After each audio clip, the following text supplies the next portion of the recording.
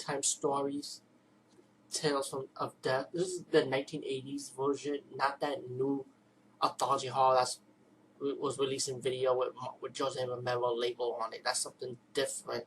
But this is the Deadtime stories I knew about, and I'm showing you this cover instead because the poster was the first time I ever saw the video cassette box for it.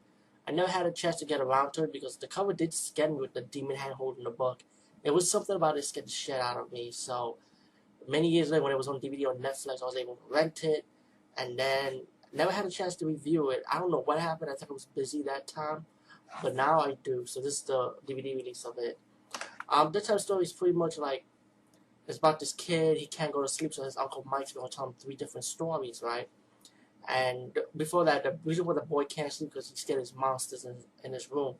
The little kid is so fucking annoying. I'm glad he got what he deserved at the end of this anthology horror. Sorry, but I have to be honest. But anyway, Uncle Mike's telling him 3 stories to calm this fucking brat down.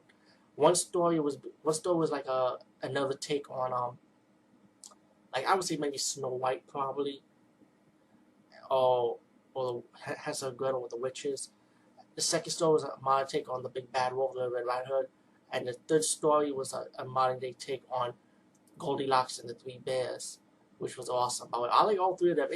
I mean, a lot of people they like this movie, but I do. I just thought it was a fun fucking movie. And I wish they did a part 2 for it to see if they could do another modern day take on other fairy tales. You know what I'm saying? But anyway, the first story is about this boy. He was like a slave, and then these 2 witches brought him, you know. And the witch kind of like raised this boy like a son, but also he's like a slave at the same time. And these 2 witches want to bring back their dead sister back to life, so they start killing a priest. The boy had to run errands to do things for them. And one day they got the 3rd sister, the 3rd witch, hot, and they want to bring her back.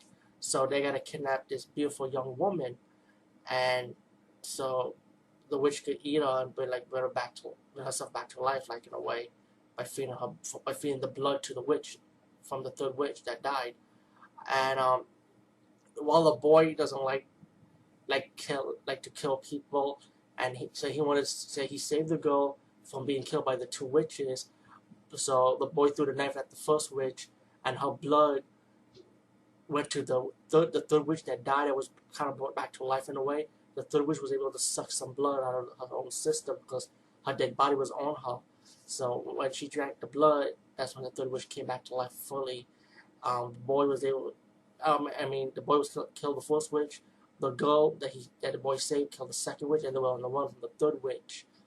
And then I don't want to ruin the ending, but you know there was like a battle with the 3rd witch. The second story is a modern day take on the Big Bad Wolf. Just tell you got Little Red Riding Hood, and she's like a cheerleader. She goes out jogging, you know, and she had to get medicine from her grandmother. The werewolf in this movie is like this.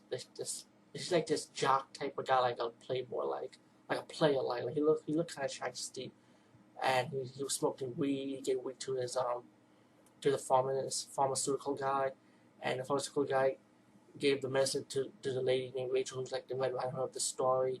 She runs off, and the man in the pharmacy, who's the wolf, got his medication, and the medication was supposed to calm him down.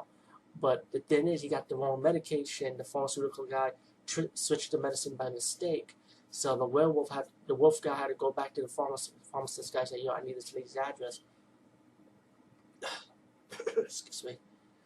I need this lady's address, and I had to get the right medicine. So he goes to Rachel's house, who's like the Red Riding Hood character, knocking on her door, and the grandmother answers the door. The grandmother won't let the guy in. You know, she's telling the guy Rachel's not home. So the guy had to wait outside for the lady to show with the medicine, while Red Riding Hood was making out with her boyfriend in the shack. And while he was making out in the shack, the guy, it was too late. So he turns to a werewolf. He attacked the lady's grandmother. The lady, when Red Riding Hood, Rachel, went to her house and saw the wolf, and she was on the run with the wolf, and she picked up like a silver cake knife. Take a wild guess. And then the third story, we got this. The third story is my favorite. It's more like a comedy, you know. Well, all of them were like comedy horror, I would say, but still, the third story was good. I like this one the most because it was just fun. You know, I like that they take on three bears. The baby bear is like a mental patient. He escaped his father. But with Mama Bear, you know, they drive around like robbing a bank. They go to the hideout and they find Goldi Lox. Now, this Goldi Lox is not like a goody two shoe Goldi Lox herself either. You know, she's also guilty like the three bears. But the three bears are human beings. You know, like Mama Bear, Papa Bear, and Baby Bear. They're human beings, but they call them bears. And but the Goldi Lox in this one is not so, and she's like a much more evil version of Carrie in a way, and she uses her power to kill boys that just want to have sex with her. You know, and it was funny how the three bears comes into the house and they saw Goldi Lox say, okay, you know what, we'll keep you as our own daughter. So they started hanging out, you know, Goldi Lox and Baby Bear started making out, and they went out for dinner because they wanted pizza, and let the porridge get cold. I mean, porridge was hot, but they wanted the porridge to cool down. So they went to eat pizza while the stupid police officers are baffled, you know, like saying, we gotta get these people where they found the hideout, and just had shooting at the house for nothing, while the three bears and Goldi Lox looked at the television screen and said, wait a minute, we dead. They did us a favor, so that was their time to make a good getaway. So since they dead, they could pretty much run off, you know. And then you get the final story with the boy. He was satisfied that Uncle Mike told him all three stories. And then one day, guess what? The boy finally saw a real monster. And I'm glad the fucking monster fucking ate the boy. So the boy was annoying in this movie. I'm glad he was only for the intro, a little bit of the middle part, and outro. But yeah, so overall, that time story was very enjoyable. I actually liked it. And anyway, guys, peace. See you later.